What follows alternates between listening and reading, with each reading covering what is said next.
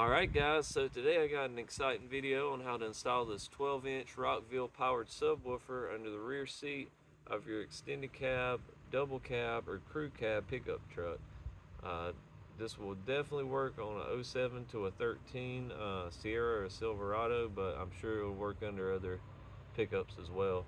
This is the Rockville model RWS 12CA, and this has the sub and the amp all built into the box.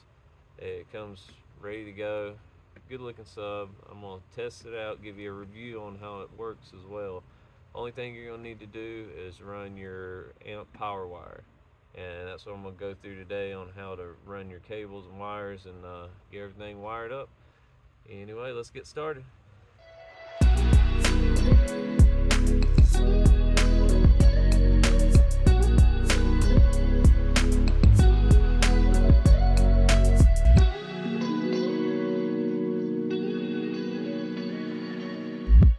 Alright, so there's the Rockville powered subwoofer. This is everything that comes in the box. It's got the wiring harness for high level input.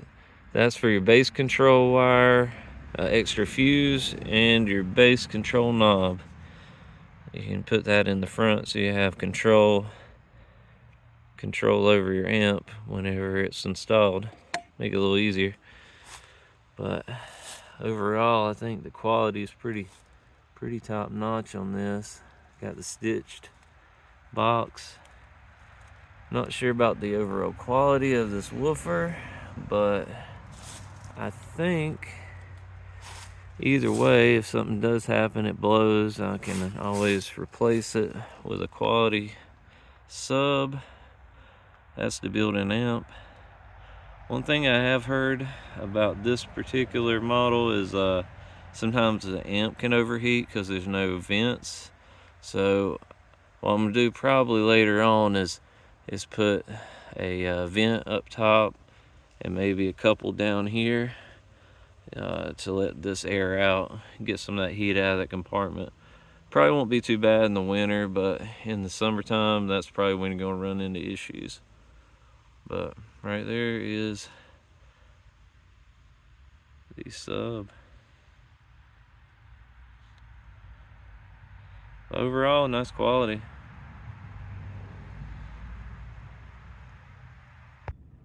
So this is the SCAR amplifier wiring kit. It's got all your cables, power cables, RCAs, got a fuse. There's nothing underneath. We'll get this out of the way, show you what's in here. Maybe I can get these cables off. Okay, got those. Here are the RCAs. That's going to be probably your remote wire. It's got some of this stuff you can put on the sleeve. That's your ground wire. It's a lot shorter. You don't really need so much ground wire. And that's about it. It's got your terminals, a few terminal connections, some zip ties, butt connector. So about everything you need to wire up your amp. So let's get it going. Alright, so we're going to need to remove the trim around the dash. If you got a trim removal tool, that can help, but if you start down here, get this pulled back, there's clips that'll free that up. Then start working around from the top, pop it loose, work around to the side.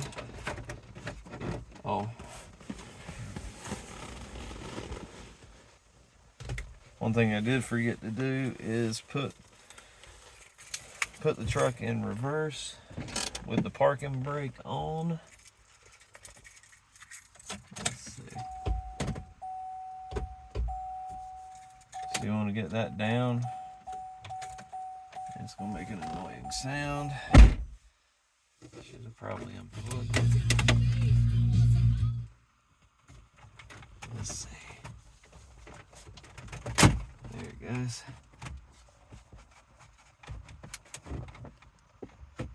So, there. Anyway, so once you get this loose, you're gonna need to remove all the clips that are back behind here. They're right here, here. You got another one here. These here, you just kind of just pull. They're a little tricky. Most of them have a little button. You press it and pull, and they come loose.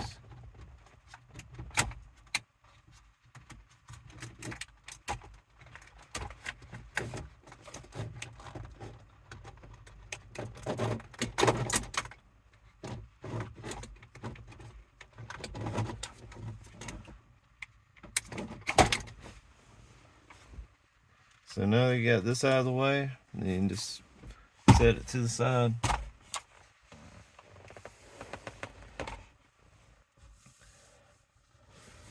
Now I'm gonna pop this back up and turn it off.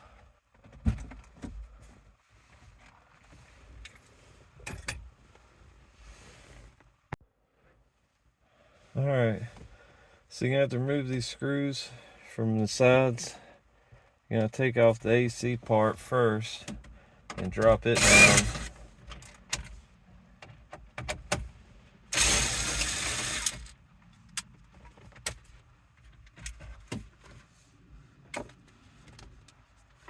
Then you can pop your radio screws out.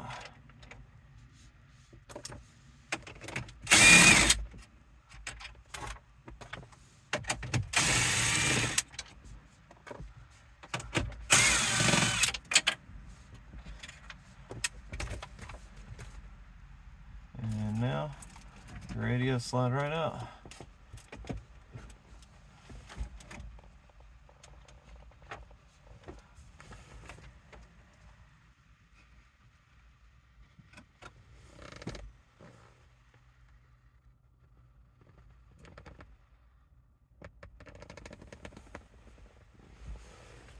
So mine's wired, I ran pretty tight here. I'm gonna show you the inside there. But yeah, I already had installed this aftermarket radio, so it's a little messy, but should have a wire here for the remote.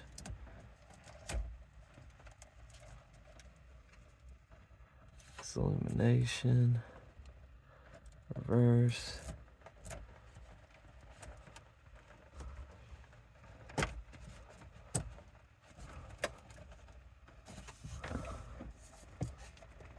Should be one of these wires.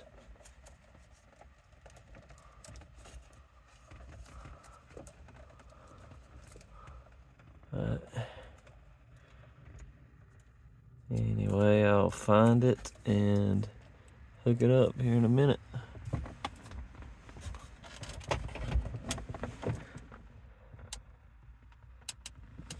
don't know if you can see there, but I got RCA hookups right there. Let me pop this out. Maybe I can get a little bit.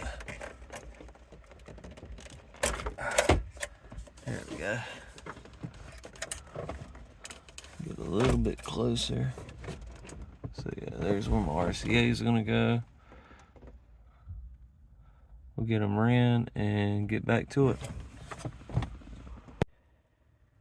Alright, so this is the rear seat. So I'm gonna run all the wiring back into this panel here, this trim panel, and you can pop it up pretty easy. There's just a bunch of clips, and it just kind of pulls up.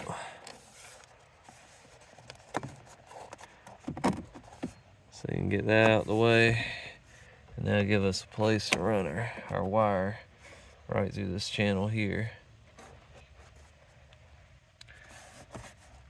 Then once we get back here, we can go under the carpet, under this carpet right here, and then back over in here, probably run it out here and back over to the amp. Right, it's gonna be sitting right there. But we also I need to get under this trim piece. I may end up having to take this off in a minute, but may be able to fish it through there with a clothes hanger. So we'll go back over here, get this trim piece up right here, get that freed up. That's easy. This piece you can kind of pop it, well, you can pop it right here and get that loose. Then we'll be able to get our wire up under there and back up through the dash. All right. So now we just need to get our wire out and get it ready.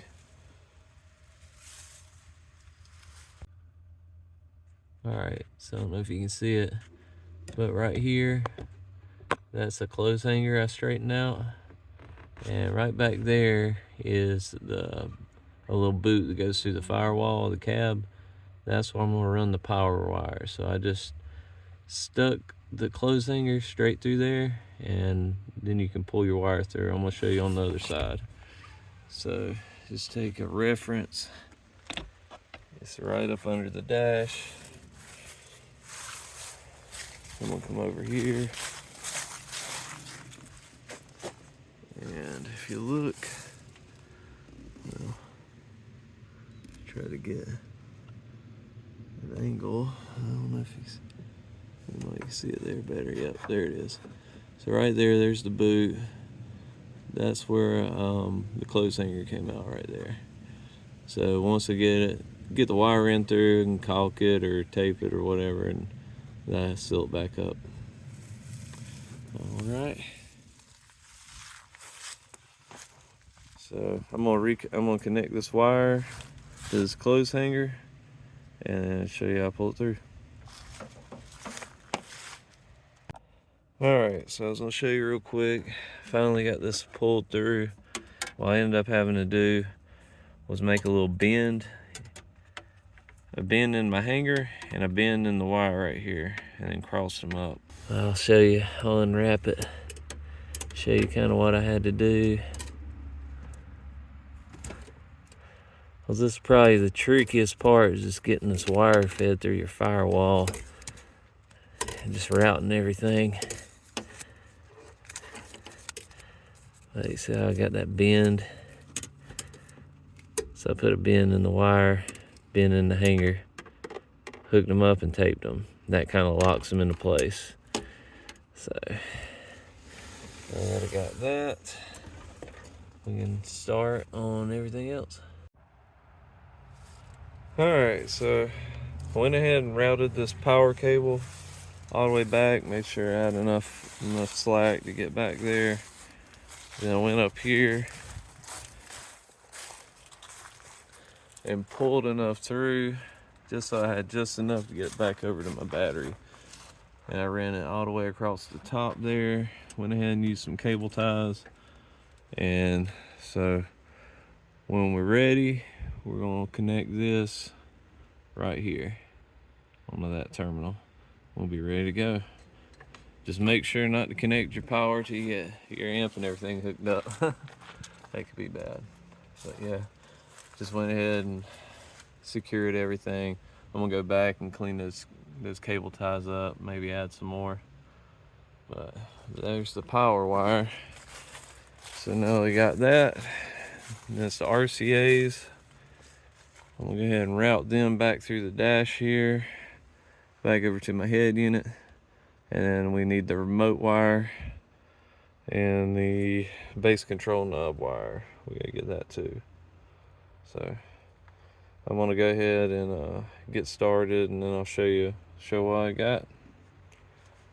I got the cable ran right here. I ran it back through this little compartment and then back over, out. My head unit's got a sub output right there. It says SW. I don't know if you can see it. And then the remote wire here, you need to connect on, well, it's Kenwood, but it's P continuous or antenna continuous.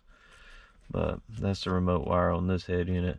Yours may be different just depending on what brand you got, or if you got a factory head unit. But anyway, so got them all ran down here. What I'm gonna end up doing is, let me get some light. I'm gonna run it back down behind this carpet, back around. That's my remote wire for the base control knob, and I read mine right over here. So that's what I'm gonna do, make it simple as possible, keep them clear, and then run them back through here. I've already kind of ran the wire, the power wire right through here. I still got to get the remote control wire and then the RCA and everything back, and then I'll be ready to hook up. So here we go. I went ahead, got all my wire, ran up through there in that channel, back through there. Well, I already put that panel back, but it goes under there. I ran it up under the carpet and out through this little hole right there. And I don't know if you see back there in the back, I just made me a little ground back there. But anyway, you can take, if you can find like a bolt like over here that you can mount it to, that would be best, but it's too big for the terminal, so I'll probably end up getting another terminal and redoing that ground. But hopefully it'll work for the time being, just check it out and see how it works. But yeah, so next I'm gonna put the amp in there and get it wired up.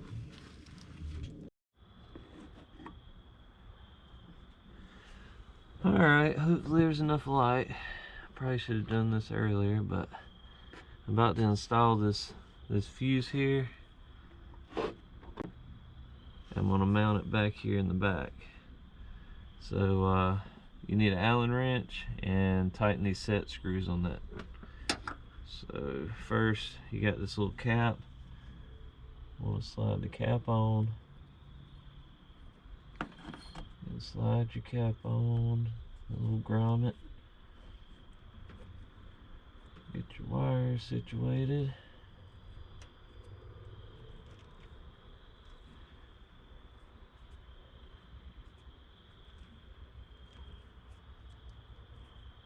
There.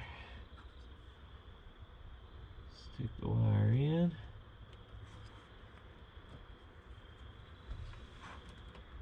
Once you get your wire in, then you just tighten up the set screw. I actually dropped the set screw earlier, so if you get this kit, make sure your set screw is actually threaded in.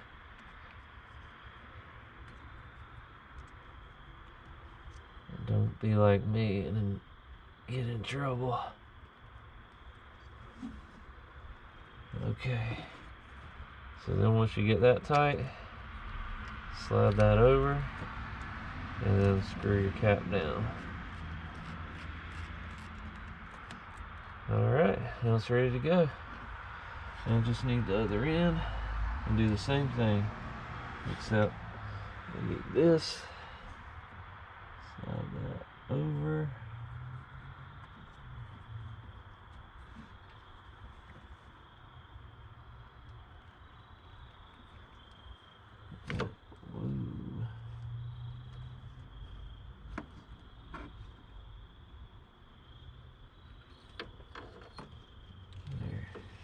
There,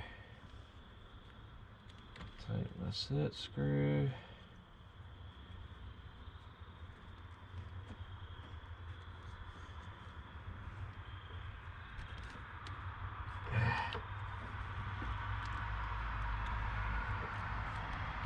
Make sure it's good and tight. Got it. Grab the cap. And slide that back in there. And what I'm gonna do is just put a zip tie through these holes, wrap it, and then strap it down right there. I think that'll be secure enough.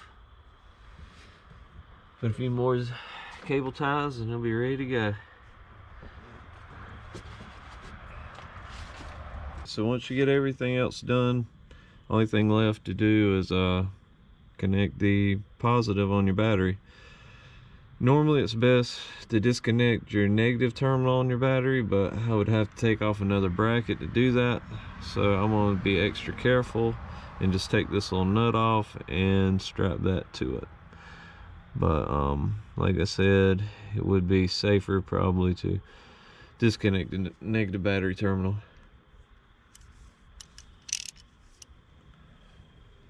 You do not want your wrench positive to hit the ground. That's a bad day.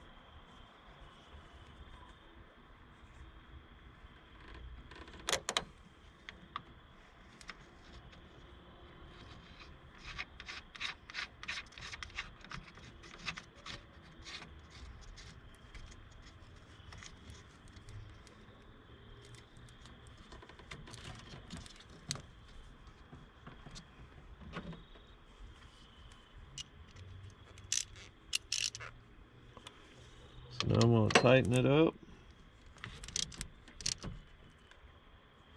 And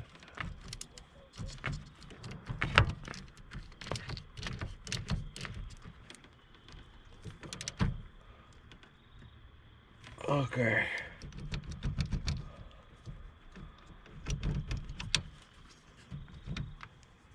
So there it is. Got it connected.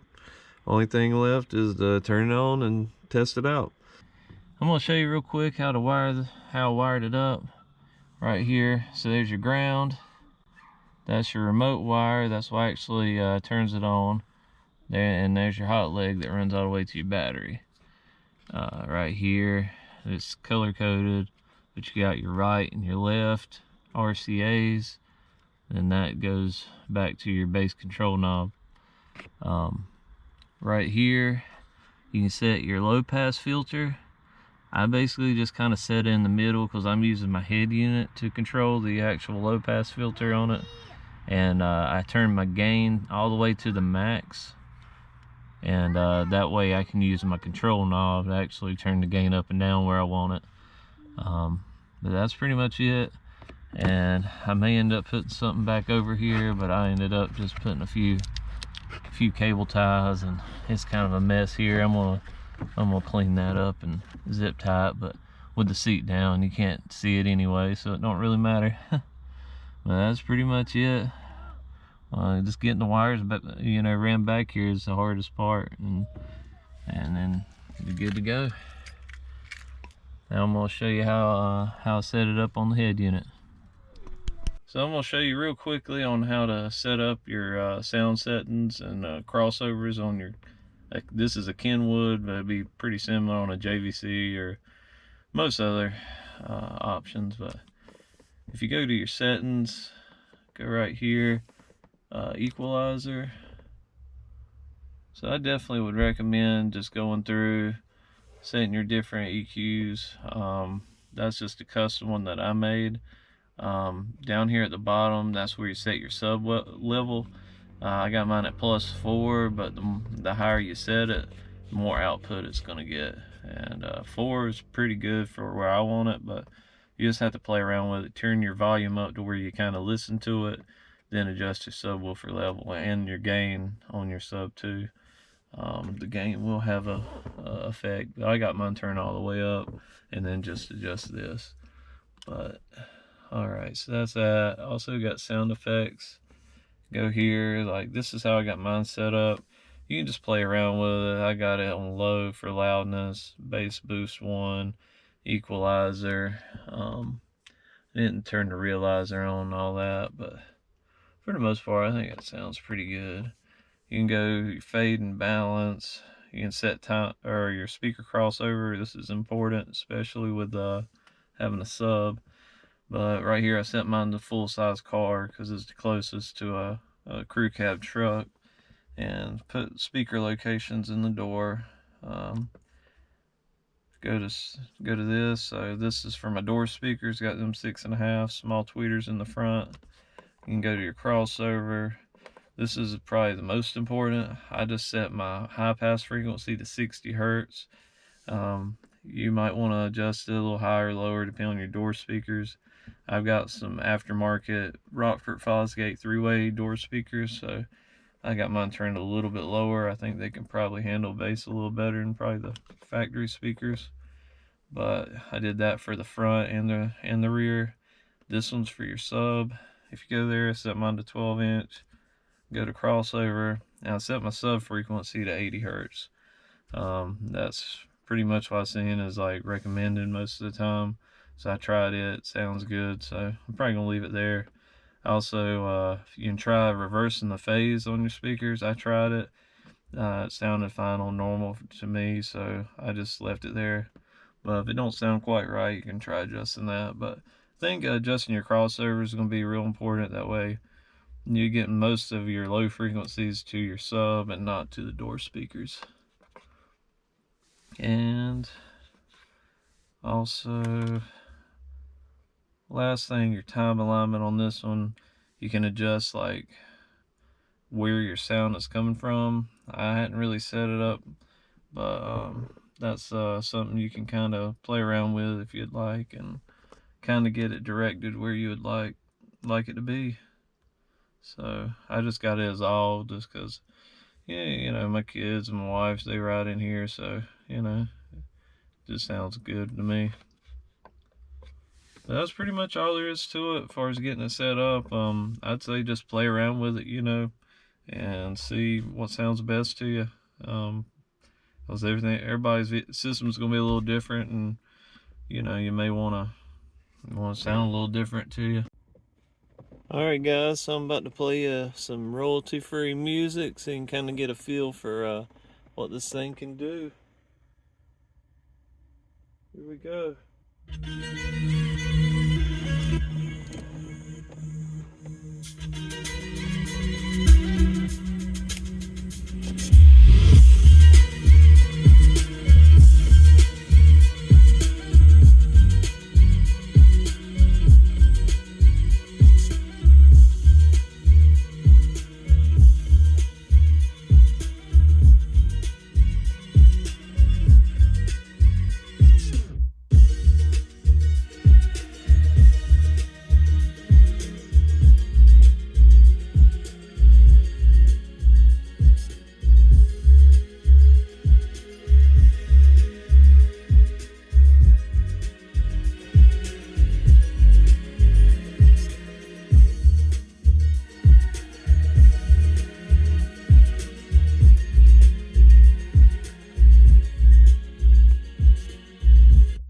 Here's another one. Let's try that.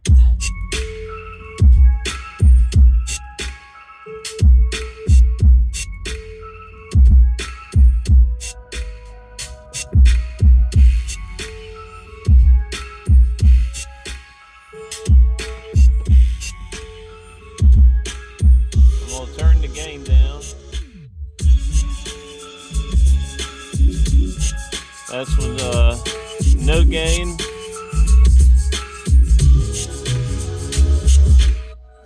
Full gain.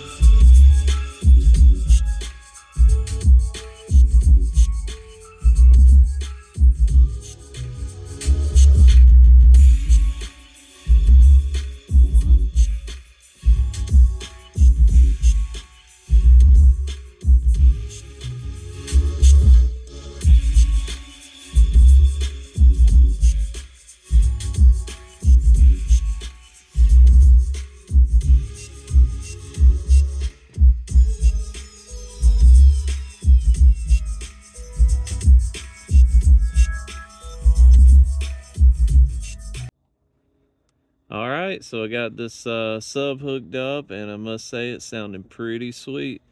Hopefully this is going to help you out and get one installed yourself. This is giving me those lows that my door speakers just couldn't do, and I must say it's worth it. I don't know, hopefully longevity, this thing's going to hold up. We'll see in time, and if anything happens, I might do a short or something, let y'all guys know. But definitely leave some comments in the description on your experiences, or if there's anything that you need to or would like to know, just let me know, and I'll try to answer it.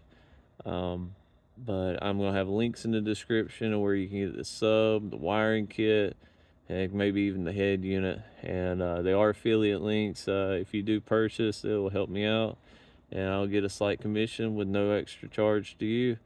And also help me out, like and subscribe too, and be a champion in everything you do. I'll catch you on the next one. Peace.